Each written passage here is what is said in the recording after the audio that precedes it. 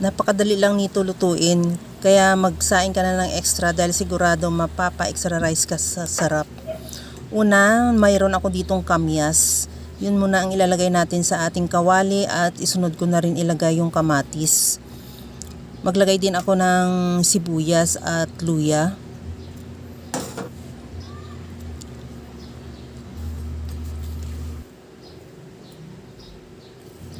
At ilagay ko na yung isdang pampano na hiniwa ko lang ng 4 na slice. Depende naman sa iyo kung ano kalalaki ang gusto mo. Pwede mo namang damihan o liliitan lang yung pag-slice. O kung bahala ka na kung anong gusto mong laki.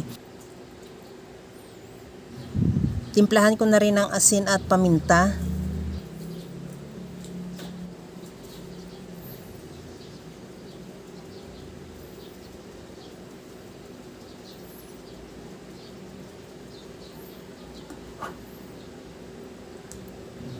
Maglagay din ako ng kalamansi juice at isunod ko na ilagay yung mga tinira ko pang mga ibang ingredients kagaya ng luya, sibuyas, kamatis at lagyan ko na rin ng onion leeks o daon ng sibuyas. At maglagay din ako ng patis at lagyan ko na rin ng liquid seasoning.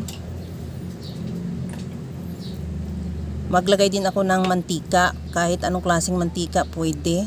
Olive oil or coconut oil pwede. Takpan ko yan at isimmer hanggang sa maluto yung isda.